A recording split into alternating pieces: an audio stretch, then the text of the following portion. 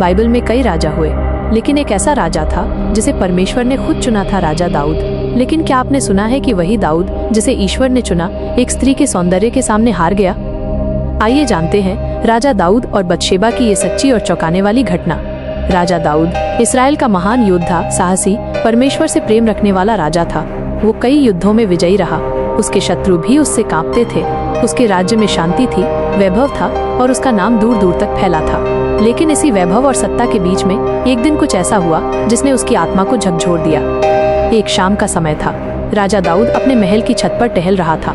नीचे के घरों का दृश्य साफ दिखाई देता था। तभी उसकी नजर एक सुंदर स्त्री पर पड़ी। वो स्नान कर रही थी। उसका नाम था बतशेबा।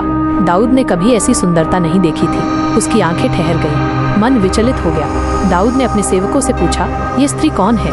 सेवकों ने बताया, ये एल्याम की बेटी और उरिय्याह की पत्नी है। दाऊद ने सब जानने के बाद भी अपने सेवकों से कहा, उसे मेरे पास बुलाओ। बतशेबा राजा के बुलावे पर महल में आई। राजा दाऊद ने उसके साथ शारीरिक संबंध बनाए। कुछ दिनों बाद बतशेबा ने संदेश भिजवाया, मैं गर्भवती हूँ। यहीं से शुरू होता है पाप की चेन, लालच, धोखा और हत्या तक की योजना। दाऊद को डर था, यदि ये बात उजागर हुई कि गर्भ उसका है तो अपमान होगा। दाऊद ने बतशेबा के पति उरिय्याह को युद्ध से बुलवाया। उसने योजना बनाई कि उरिय्याह घर जाकर अपनी पत्नी से मिलेगा और फिर बच्चा उसका माना जाएगा। लेकिन उरिय्याह ने कहा, जब मेरे साथी युद्ध में है, मैं कैसे घर जाकर आराम करूं? दाऊद की योजना विफल हो गई।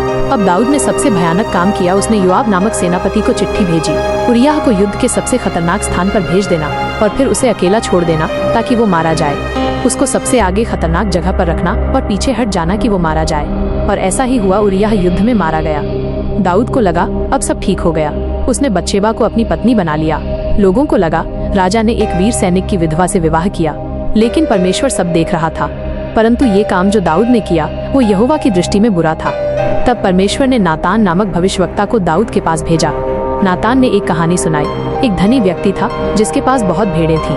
एक गरीब था जिसकी बस एक छोटी भेड़ थी। धनी ने अपने मेहमान के लिए गरीब की भेड़ छीन ली। दाऊद को गुस्सा आया, उस आदमी को सजा मिलनी चाहिए।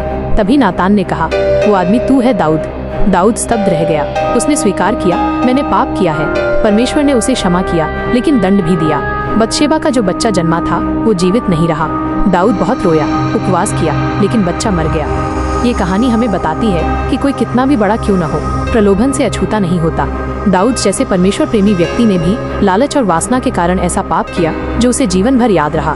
परमेश्वर क्षमा करने वाला है, लेकिन पाप का फल अवश्य मिलता है। भजन संहिता 51 ये वही भजन है जो दाऊद ने अपने पाप स्वीकार करने के बाद लिखा।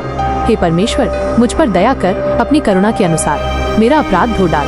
दोस्तों, ये कहानी आज भी हमें सिखाती है, प्रलोभन से सतर्क रहो, सत्य का साथ दो और अगर पाप हो जाए तो सच्चे मन से पश्चाताप करो। अगर आपको ये बाइबल की सच्ची कहानी ज्ञानवर्धक लगी तो लाइक करें, शेयर करें और हमारे चैनल को जरूर सब्सक्राइब करें। अगली बार फिर मिलेंगे एक नई बाइबल कथा के साथ। जय मसीह।